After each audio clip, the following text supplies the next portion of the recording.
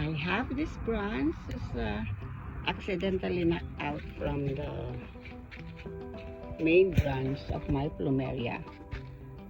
Here, came out from this branch because it's heavy already. It has an inflorescence, and I just want to show you guys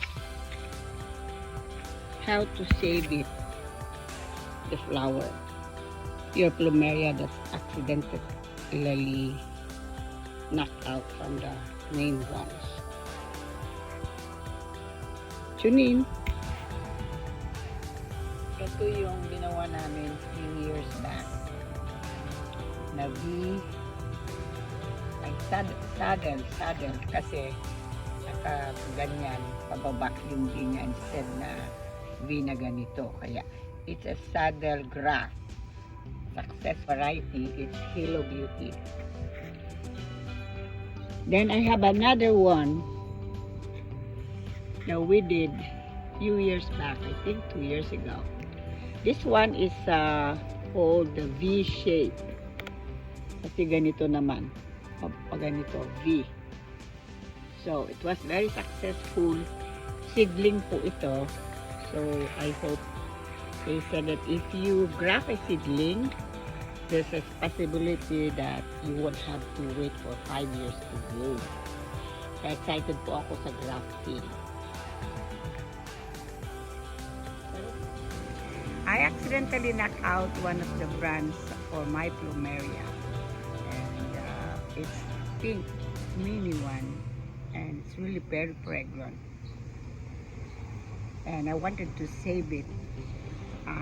The way we can save this one faster and not to lose this one, hopefully it will continue to bloom, is an emergency graft. So what we do is we have to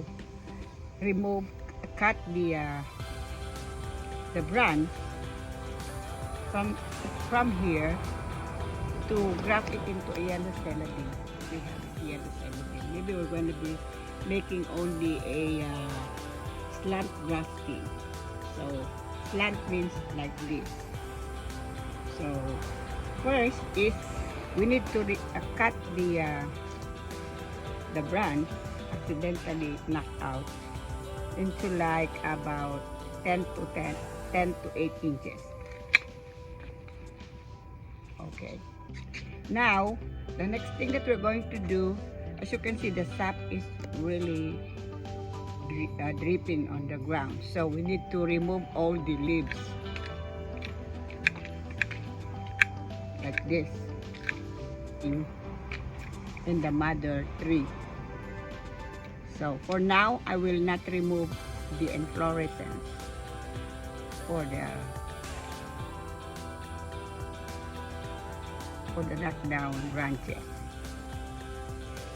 So next thing we do is we need to, before everything guys, when it comes to grafting, it's very important for you to sterilize all your equipment. You know, sterilize it like this. Before I did this, I already sterilized them. Everything that you're going to be using in contact with the grafting. So now, since it's still dripping, you can also clean the scion to be grafted to the branch by cleaning up these branches here. So what we could do is we will like this, disinfect,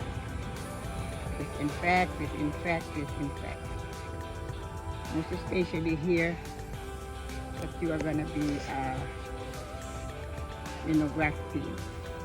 And then you will also disinfect the branch that you are going to graft. It's a yellow celadine. There. Has to be clean like this too. See how dirty it is? Because of the thing. So now, we're going to cut the them slant by slant. So this one is usually before you do grafting, we have to match the circumference or the size of your graft, like this one. It's a match. It's a match, right? Look, almost the same. Here, I can see that from here. So now we will have to cut that.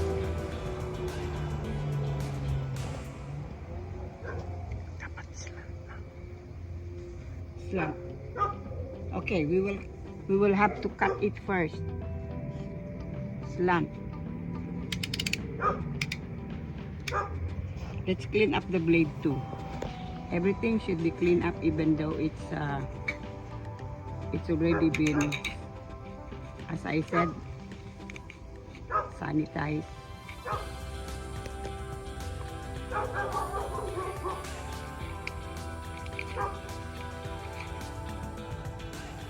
So we will first is to slice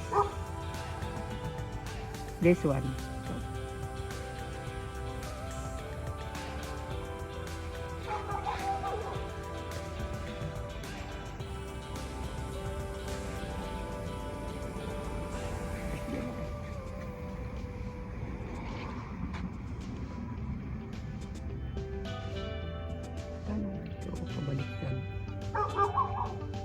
The other side better.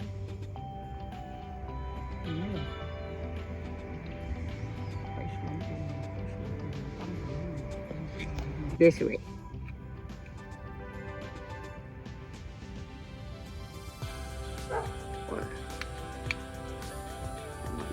I want a precise cutting. There. You see that?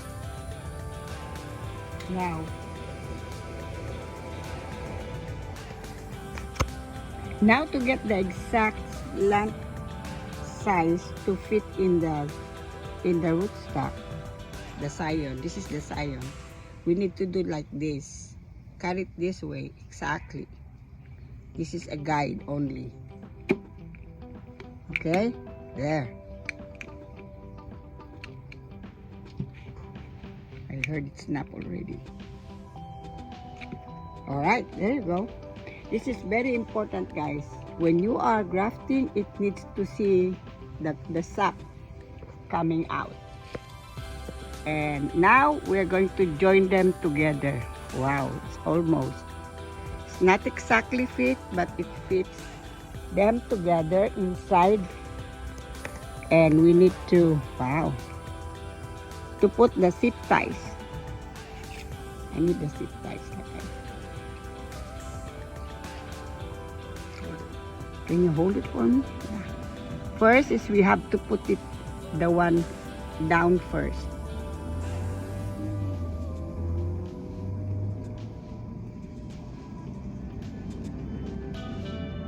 Tama ba yun?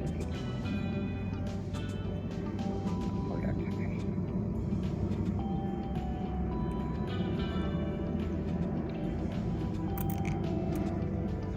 No, hold it. No, you're too strong. Yeah.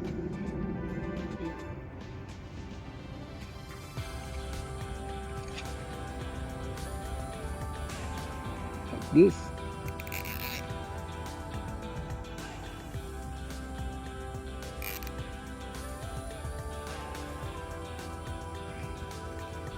Together. Never mind the extra one and there, as long as they go inside there. Okay, done. Now we need to cut off the extra zip ties so we can. This is the grafting tape that we're gonna be using. It's less than it's almost it's a 1 inch. Very stretchable like this to seal the graft that we did. So starting from below here, wrap around like this, and then you need to stretch a little bit the tape so it would seal up. Otherwise, when there's rain, and seal it up so that there's no air going inside the wound. And where there, all around, go all around. Maybe it's better I remove this. Yeah.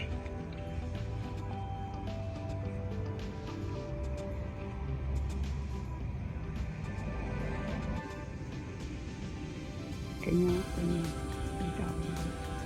okay. So there you go.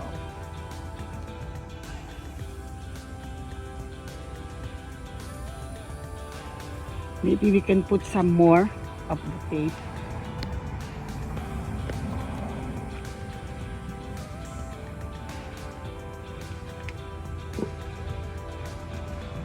Stretch like this. Turn around, around and around and around.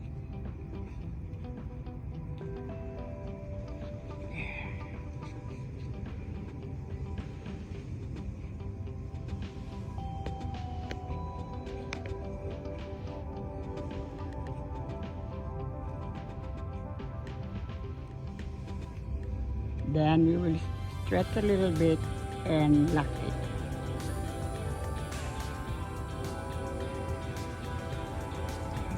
Ilak na ganyan yan. Pwede na, pwede.